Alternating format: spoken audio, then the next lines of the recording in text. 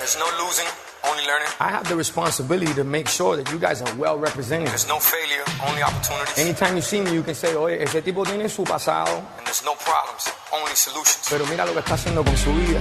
He took it from a negative to a positive, and that's what's representing us now. This is From Negative to Positive. Yeah, to be here, being able to talk to Luther Campbell, having people in, I would say at the table that we're all making history together, one way or another, right? Sure. And the reason that we named this podcast From Negative to Positive, because I feel that's all what we've all done with our life. When we really look at it and look at the history of what we come from, where we come from, meaning our folks, our culture, and you see that everything that they've went through in order for us to move forward. You know, like we always say, adelantando la raza de una manera u otra, adelantando la cultura, adelantando tu comunidad, adelantando tu gente, you know, which is moving everybody forward one way or another, right? So for me, growing up in Miami in the 80s, which I've told the story to everybody plenty of times, but Miami, the entrepreneurs in Miami in the 80s, their startups was called cocaine. You know, cocaine is basically what built this city, and cocaine is what created the economy down here. And a lot of folks took their life from a negative to positive. Some of them, they're not here with us no more. Some of them are riding out their whole life in prison, and some of them are still on the run. But you know, if it wasn't for that kind of hustle and me growing up around that this whole time, then I don't think I would have had the drive and the hunger and the same way to thrive in the music business. Because to me, it's the same hustle, different product. Yeah. So to be able to be here at the podcast, speaking, you know, taking everybody from a negative to positive, when they hear me say that, that's what I mean by that. Because growing up, I thought that a lot of things that I was looking at in the different neighborhoods that I grew up in. I try to tell people all the time, I grew up in good neighborhoods, bad neighborhoods, worse neighborhoods. So I got a chance to have a full scope. Yeah. And the funny thing is the worst things I seen in the good neighborhoods. Right. Oh, man. That's crazy. Like when I seen the feds hit, good neighborhood. DEA hit, good neighborhood. ATF hit, good neighborhood. In the bad neighborhoods, it was jump outs every Tuesday, Thursdays. They're just, you know, little undercover cops or whatever, whatnot. But the real shit was going on in the good neighborhoods. Those are people that were coming up. Like in Miami, we say if you move from the northwest to the southwest, you're coming up. Right. If you're moving from 8th Street, you know, Calle Ocho in Little Havana to La Sabuesera or Westchester, you're coming up. Right. And it's the same way, same mentality, same hustle, same grind that we've taken and applied it to the music business. Okay? And that's why I feel, especially in today's day and age, we run circles around what's going on in the music business. And a lot of these folks don't have that same hustle, don't have that same grind. They rather fall for vanity, they rather fall for followers and likes, they rather fall for pictures that don't even exist because they Photoshop them so much you don't know who you're looking at or what you're looking at. So like reality or real is no longer a part of society, I feel. So it was a blessing to come up in these times and be able to do this and have a conversation with folks that have come up in the game, such as yourself, White Shadow, and Jenny, to watch you grow and clearly last. Everything that you've done for me and for us and for the city. Thank you. Is my pleasure, man. It's a true pleasure. Right. You know, and I can't wait, to be honest with you. I mean, I'd love to hear more about how everybody here is taking their life from a negative to positive, but also look forward to having Luke come on and that's a lot of negative to positive. And it's crazy because I was watching an interview on him and he was saying how he took you from the streets and showed and was like, this is your gift. Yes. One of the people, yes. Right, and to be on the road with you, hearing your story of him, I'm very interested to see the dynamic of both of you be able to share your stories. Oh, he's going to be clowning me the whole show. Yeah. I think also some of the most positive people I've met in this business have had the most negative things happen to them. You know what I'm saying? So I think it's interesting to examine, because people look at it from the outside in, right? And it's like, oh man, that's awesome. That jet looks great, or that car looks great, or those, you know, whatever looks great. But like, in order to do that, you have to go through some shit, right? They don't know what it took to get there. Yeah, that's the exciting part. How do you turn that negative that you experienced into something great? And especially in the society now, it's all about instant gratification. Right. It's not about now, it's about right now. Right. And they don't have ADD, they have ADDDDD. So, yeah. So therefore, you know, it's the truth, man. It really is. It's the truth. And for us to be able to have this and explain to them what hard work is, what it is to pay dues, earn stripes, go through what you go through, I wouldn't have it any other way, because there's no money in the world that can buy that journey. Right. That's what makes it priceless. Right. And if you ain't got a story, you ain't got a journey. And I say it every night when I hit the stage, I tell people, if you don't know where you're from, you don't know where you're going. Right. And if you don't stand for something, you're gonna fall for anything. Right. And that's what's happening right now. Everybody's falling for anything. So with this podcast, From Negative to Positive, to bring on real people, been through real shit, and have also created real history for us to be able to be here to even say what we want to say. Right. I mean, you got Luke who fought for the First Amendment. Man, it means a whole lot. So I go back to it being an honor and a blessing to show you motherfuckers how to take it from negative to positive. Hey, and think about this. Then look at the Poker Bean Project right behind him. That little Chico Pitbull, Mr. 305, but it said Mr. Worldwide, and you already know what it is. Now, you want to feed your whole crew with KFC? Let's go. I can get that KFC bucket of chicken, and you know that's fire. It's a home-cooked meal. You don't even have to cook. Now, Babu, you know that. You could get that mac and cheese, that mashed potato, gravy, those biscuits. Now, that's trouble right there. That is fire right there. Pero mi madre, que rico. You know, on negative to positive, we always talk about striving and achievement. And Colonel Sanders was what some people would just dismiss as just a cook. But don't ever dismiss anyone, because you don't know what's inside of them. He believed in himself. He created a great product. He created a great brand. He never forgot where he came from. Man, this guy sounds like somebody I know. Oh, and by the way, he was a great philanthropist as well. Man, we got more in common than what I thought. Now let me take a bite of this Kentucky Fried Chicken right here. Hey, yo, Chico, so you were talking about what a pleasure it is to be with everybody here at the Yeah. Well, now it's time to introduce the man of the hour, the one and only Mr. Luther Campbell. Hey, look, for one, man, it's an honor to have you on.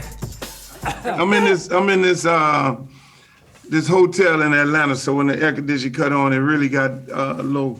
You were saying something about the Power 96 days? Yeah, remember the day you introduced me to Laz?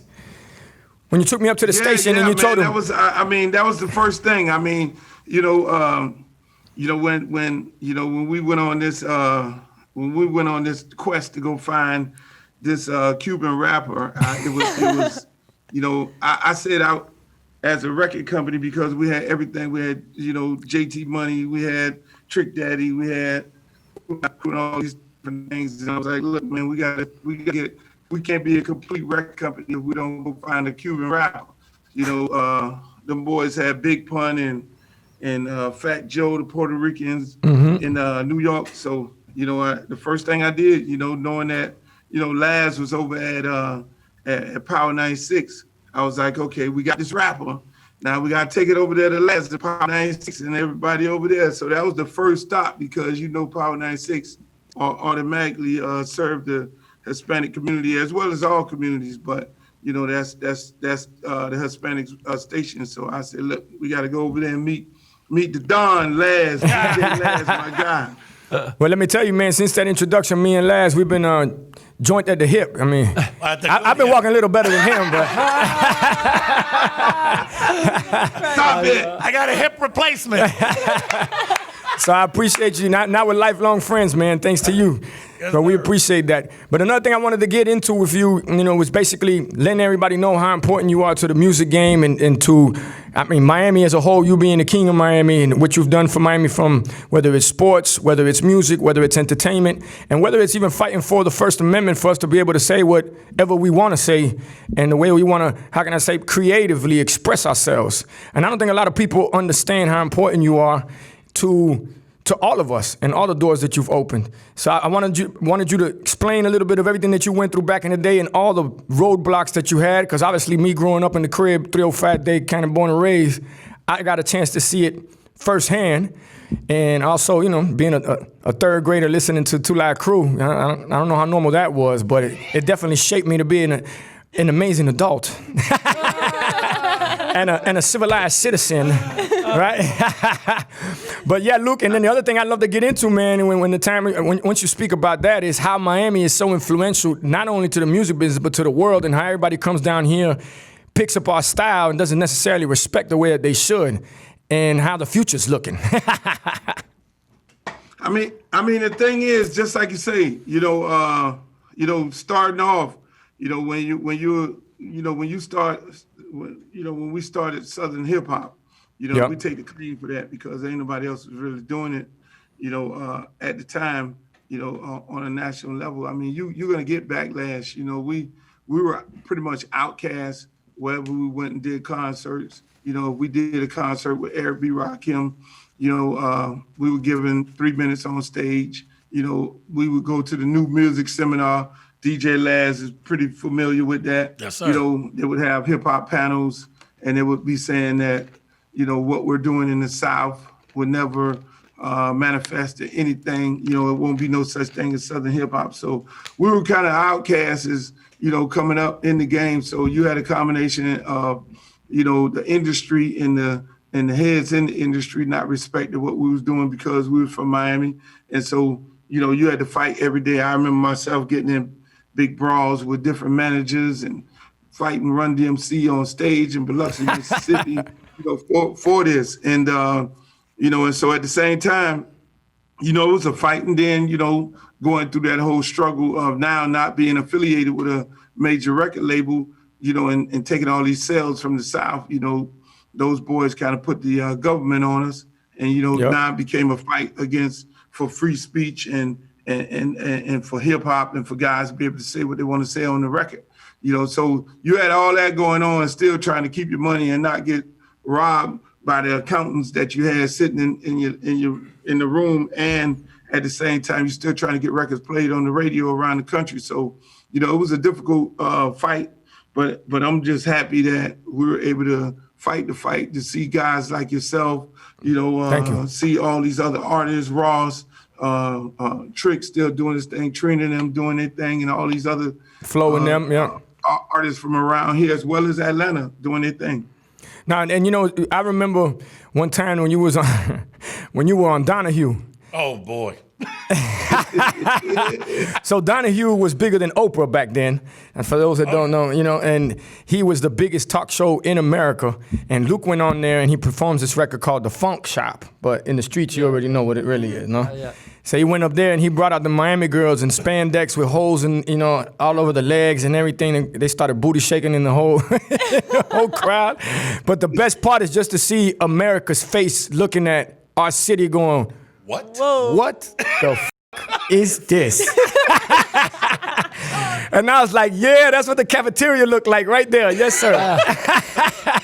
Every day. Yeah, hey, listen, man, and that's another thing, Pitt, we don't get no credit for, which I love when I look at all your shows or any videos of it. We don't get credit for bringing the dancing like how we do it in Miami, onto the stage. You know what I'm saying? Because you got to think about it. When hip hop started early on, it was just straight break dancing. It wasn't necessarily, the type of dancing that we do. So when I look at your shows and the shows that we did, we had the booty shaking girls, but we always incorporated the dancing girls within the scene. So they played a major role in that. And when we did that show, man, I said, we actually did Donahue about 5 times, and everyone, I was like, y'all, we're going to get them more. It was just a matter. I know it's going to be an audience full of green white people that don't have any idea what we're doing. And we're going to get the worst record. I think we won some P one day, and we did all the nasty records that we could possibly do to just shock throw it in their face. Yeah, shock them. Yo, can I say that, like, people don't give that the respect that it gets all the time now because they're used to seeing that kind of thing now. But back then, like, you got clowned for bringing dancers up on stage a lot of times. So it was like, that's what I mean. Like there were raps about, like, you got 30 million dancers in a big band. I'm real hip hop. And like, so to be able to do that with the confidence and the drive and like the swag that Luke did it with literally changed the entire scope of how people perform. Well, let me tell you, I went on the first tour I went on was with Luke, and we toured everything below the Mason-Dixon line basically, and he had me in all the. it was all the holes. Yeah, it was a great ride. Learned a whole lot, but one thing about Luke is once he hits the stage, he's one of those artists that once he's up there, the other artist is looking. It's like, damn, I gotta go after that. So I learned a lot from that. When I hit the stage, I'm giving you everything I got, and then on top of that, when you bring beautiful, sophisticated, because as much as the girls get on stage or got on stage, it's a different show right now, but when they got on stage, they get loose, they did what they did, that was their job. But after that, you could have a full conversation with them. Some of them were opening businesses, other ones were opening stores. Everybody was on their hustle and their grind. Nobody was just out there for that. That was just, how can I say, a platform for them to go to the next level on what they had going on, and applying the hustle that they learned on the road with Luke. So it was empowering. And it's funny, because one time, Luke, I had the girls with me, and we went to go perform for Microsoft. You remember when Yes. we were in San Francisco? Yes.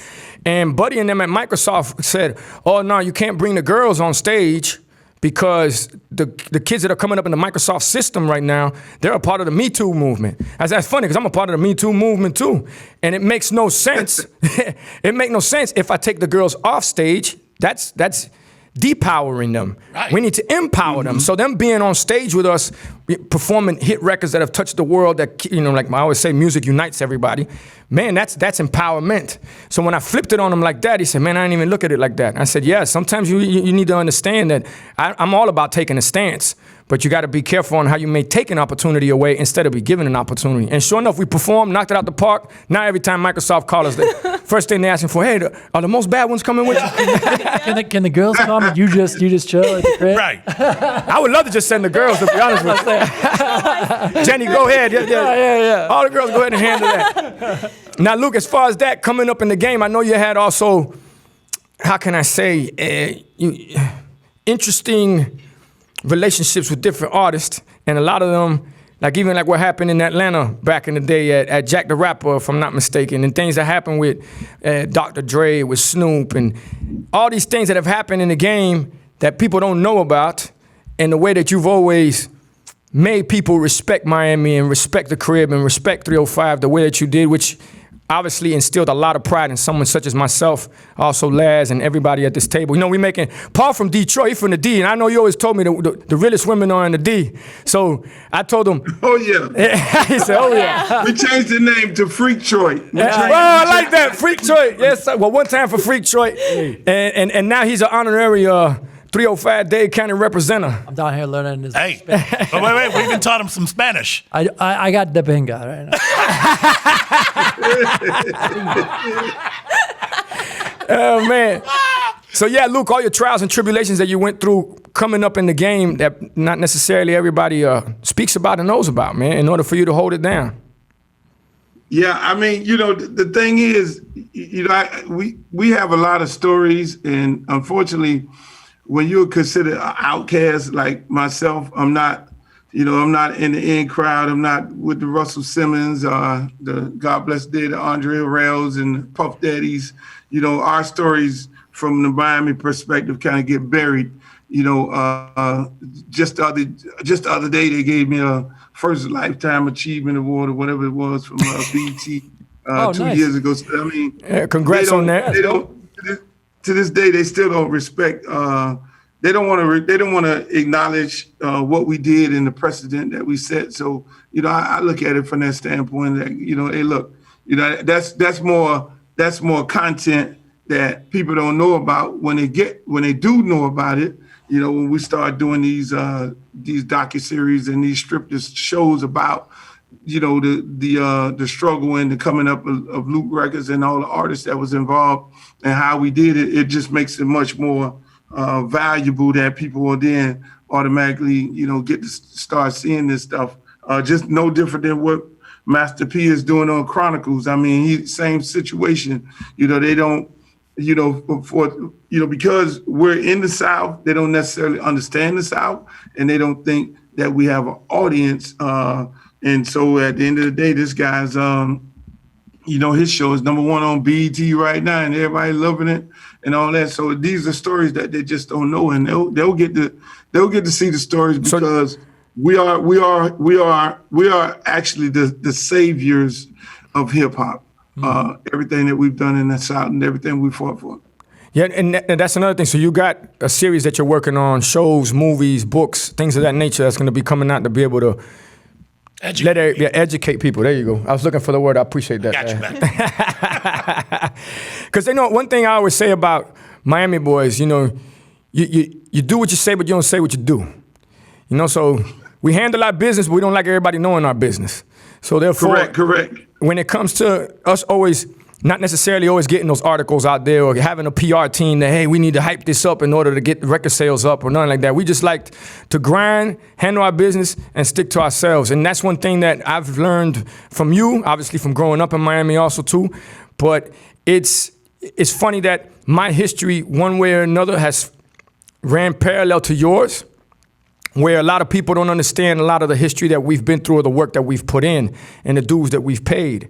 just because we're not always out there like we need to be on the headlines or we need to be in social media or we need to be on this. But when they check in, cross-reference the facts, it all checks the f*** out. Yeah, yeah. You know, when people come when they come to the city and they say, people, go ahead. No, my bad. I was just going to say that when they come to the city and they say, oh, Luke is the king, he run it. If you need something done, it's going to get done. He's not necessarily going to be out there bragging about it and letting everybody know about it. You know, and same thing on our end. So I think that mentality has allowed us to navigate through the game, create our own lane, and more than anything, survive. Because then you get a chance to see, like I say in the music business, they're here today, gone today. And especially in today's society, Luke, I tell this all the time to the team, the fake gets celebrated and the real get hated. I don't know what it is, but it's just cool as f- to be fake now. No thanks. I don't know. Yeah. But that's why I want to talk about the conversation that we had as far as Miami being such a mecca now for the whole world when it comes to entertainment, sports, and music, and how you basically built it from the ground up to take it to the next level. Like, a lot of people don't know what you mean to what you mean to the Dolphins, what you mean to the Heat, what you mean to, I don't know about the Marlins. Hey, if you were connected to the Marlins like everybody else, they probably have a winning team every year. They wouldn't be at the old Orange Bowl, I can tell you that. That's for sure. Yeah, I agree.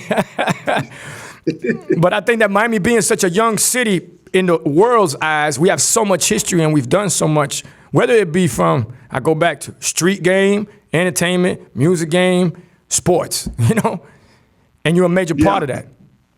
Hey man, I appreciate it. I mean, the thing what people don't realize about Miami, people don't realize that, Miami is just like you say, Miami is a straight hustle. Everybody in Miami is on a hustle. A lot of people, the conception of Miami being the South is a totally misconception. It's a melting pot of Caribbean people, people from Latin countries, people from the Caribbeans, and everybody, if you know anything about all of us that comes from all of these different islands, my parents, Jamaican and Bahamian and great grandmama Cuban, and daddy meeting mama in Cuba, and that's how they linked up, and obviously that's how I ended up here. And everybody here is on the straight hustle, and they get down here and they think, oh, we're going to the South, and these dudes is Bama down there, and they don't know no better. We can kind of come down there and take advantage of the situation, and then they get hit with too much game because the girls take them for a ride. That's the first one. And before you know it, they dust them off and they send them back either on crack and they had to go back to where they came from and they're broke. And then they be like, oh man, what really happened down here? It was real fast when we thought it was really slow. Yeah. And at the end of the day, we always talk about in the music business, breakout markets. We are a breakout market. And so whatever can happen here can happen anywhere in the world. So there's a Pitbull that breaks out in Miami. He basically can break out anywhere around the world. If there's a DJ Laz, I remember Laz, Laz was more hotter than in Texas and California because he was from Miami back in the days. Like, where you at, Laz? Oh man, I'm in Texas. Oh, I'm in El Paso. Oh, I'm all over the place. So he was like, it's a breakout market, whether it's Latin or Black or whatever it may be, and we are well respected around the world, and people just love it. So you said it best. Hey, Luke, you said it best when it comes to the women, because I try to talk to the team about a lot of things when we're out and about. And I tell them, clearly, me growing up around you, I seen a whole lot, learned a whole lot. But yes, you did. And Mr. Red taught him everything he knows about women. That's how. And that's the thing. And those are headlines that don't get hit up when these women hit these. They hit them for their chains, they hit them for their money, they hit them for whatever they hit them.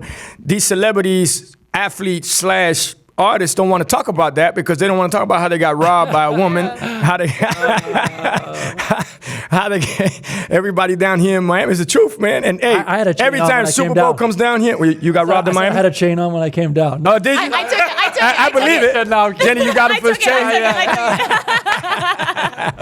But every time, I remember when the Super Bowl would come down here, it would be one of the football players that were the best. You know, we would go to church, good guy, married, had everything going for himself. Came to Miami, hit 79th Street, and it was over with. Done. One night, done. Done. That's just one story. But think about it. How many people come to Miami and get turned the hell out because you've been all over the world. Yeah, I've been turned out my whole life. No, but you've been all over the world, but there's nothing like Miami women. Oh, no. Nothing. Now, you got to have definitely your A game. You got to get ready. It's a lot of guys. It's a lot of guys ended up. A lot of basketball players and football players ended up with babies from girls out of the strip club, and they didn't even know that they were strippers. All day. I used to watch them in the club, huddle up, and they already knew who got picked first, what check they got, how many years they've been in the league, and they'd be like, all right, hut, boom, and they just hit the club, and next thing you know, 2 over here, 3 over there, 1 over there, getting at everybody. And I know folks that have fallen for the okie doke also. Not myself. That's why when I go to the clubs, I don't pop no bottles. I don't do none of that. I got my records played. I sit in the cut with about 2 or 3 women that I know. Yeah. That's the only time that we would bring sand to the beach. Now we bring beach to the sand. Truth. That's a little different. It's a little different now.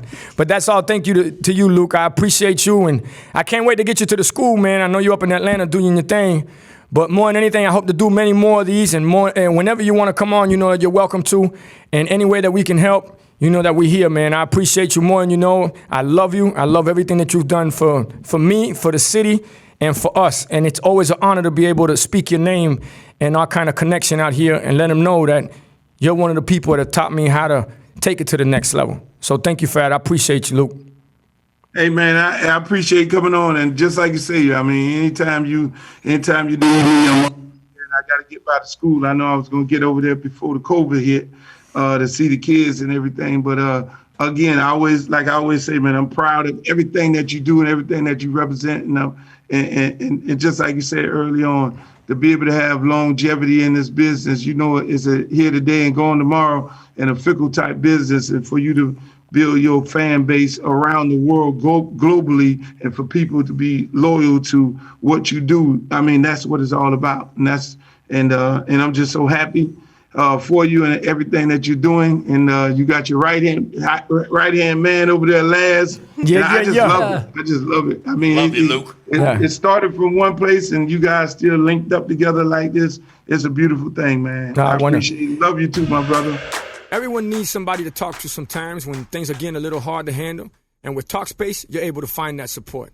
With Talkspace, you can match up with your perfect therapist that can advise you with what's going on in your life. Communication is key. If you ask me, I tell people all the time, the more you talk about it, the more you let it out, the more you get it off your chest, the more you either say, I'm sorry and move forward, or say, hey, man, I appreciate you teaching me that and move forward. So that's why I love what Talkspace is doing. Part of what I'm doing with Negative to Positive is encouraging people to change their lives, to try to be the best that you could possibly be. What they're doing at Talkspace is providing a solution for treating anxiety, for treating depression, for treating substance abuse. With Talkspace, if you want to reach out and get a response from someone, you don't have to wait a week.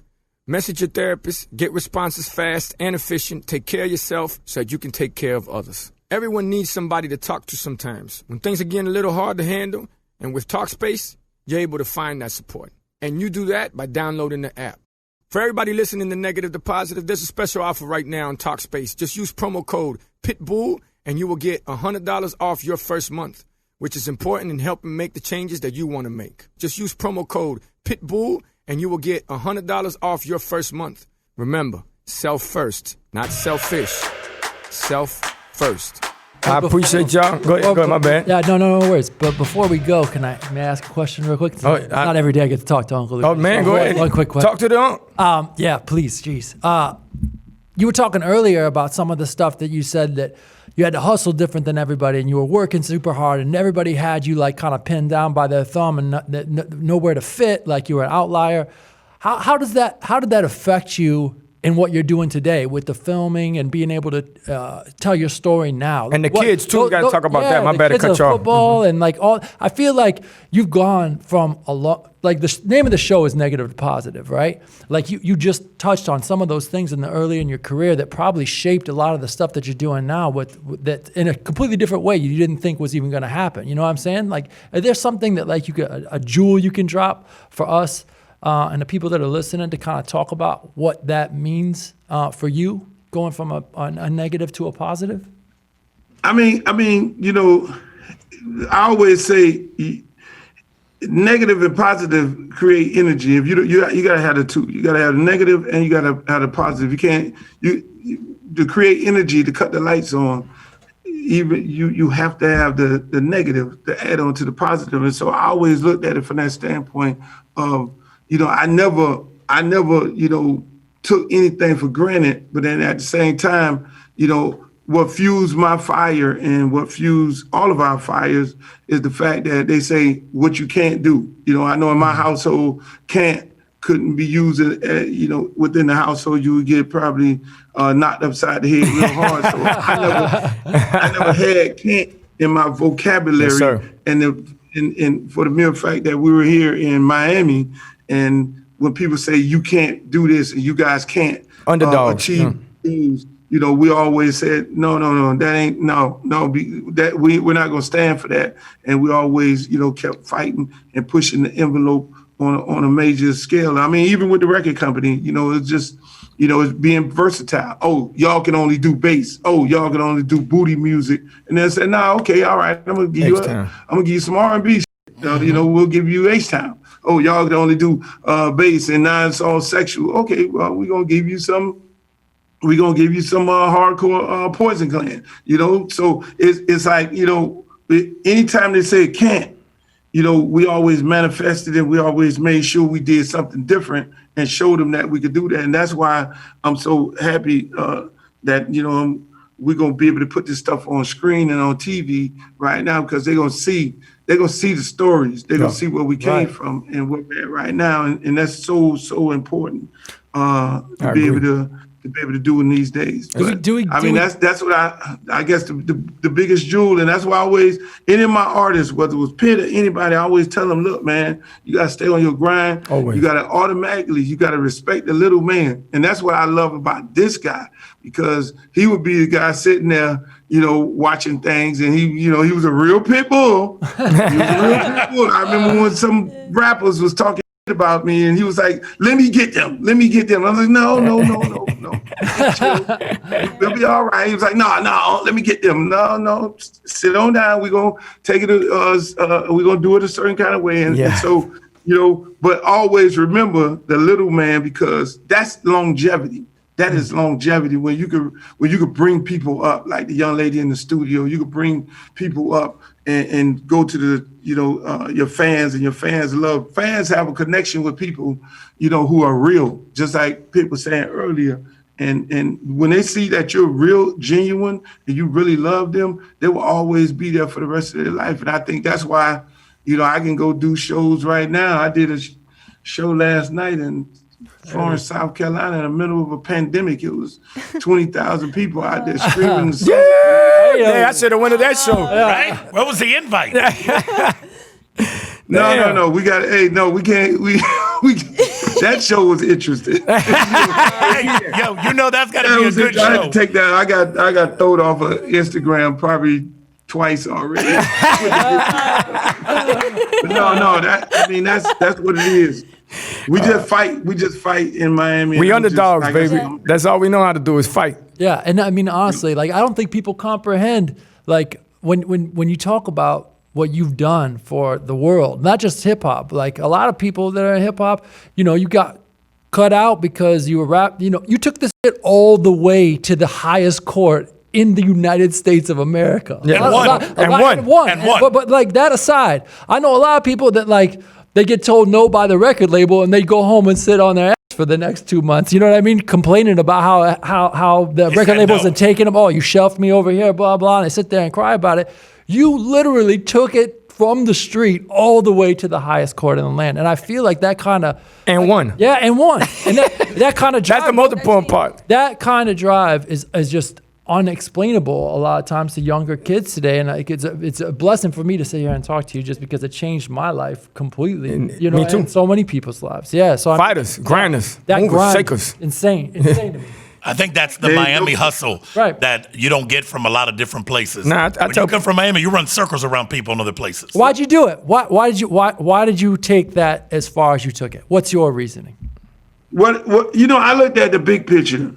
again, that whole can't thing, and saying, okay, we're going to take your record off the shelf. So they took the record. It was two cases where people kind of probably, it was two different cases for two different things. One, there was a case where they took the record off the shelf, and the federal judge Gonzalez out of Broward County deemed the album obscene, nasty as they want to be. That was one case. I eventually I had to get that case overturned, because if I didn't get that overturned, then anybody saying any explicit lyrics on a record, there would have been precedent set that any other record after that would have been, Megan Thee Stallion and Lil Kim or anybody cussing on the record. Those records, they could have took them off the shelf because there would have been case law on the books that they could use against any artist coming behind us. So that was one major thing that kind of get overshadowed by the Supreme Court. Now, the Supreme Court was a parody case where the parody was protected by the First Amendment and satire, which we was doing. So if we didn't win that case, then what you see on Saturday Night Live and all the comedians making fun of people, imitating people, they wouldn't have been able to do that. So it was two things going on at the same time with a direct effect the industry. And then they use that case right now for internet, which is intellectual property. That's the number one case being used for people to be able, Google and everybody to be able to use content from the web right now. Wow. Those are Historical. both of them are major, but for the industry itself, if I didn't get all those things overturned, then it would stay there. I mean, again, just, why did I do it? I actually spent millions and millions of dollars fighting two different cases that I did not have to fight. I went to jail for one because I was just making a stance, but it wasn't a situation where, okay, whether you're going to go to jail or not. It was more of looking at the big picture and where we're at right now today for people to be able to do what they want to do and say what they want to say on the records. Yeah, it's all about. It is sad that you don't get credit, and a lot of people, that message is kind of buried because, again, I'm not a part of the in crowd of those folks who like coming down to Miami and celebrating. That's why I always try to run them out of here. Yeah, but Come check in. It's all about, well, we're going to figure that part out. But with that said, it's all about general principle, being fighters, underdogs down here from the crib, being historical, such as yourself, iconic, living legend. Luke, I just want to tell you, thank you so much for your time. Appreciate you. Enjoy the A. And to many, many more, my friend. Thank you always. Thanks, Luke. And thank you for Hey, giving man, back always. Love you, my brother. Dollar, love you too, Pablo. And that's how you take it from a negative to a positive. Dollar.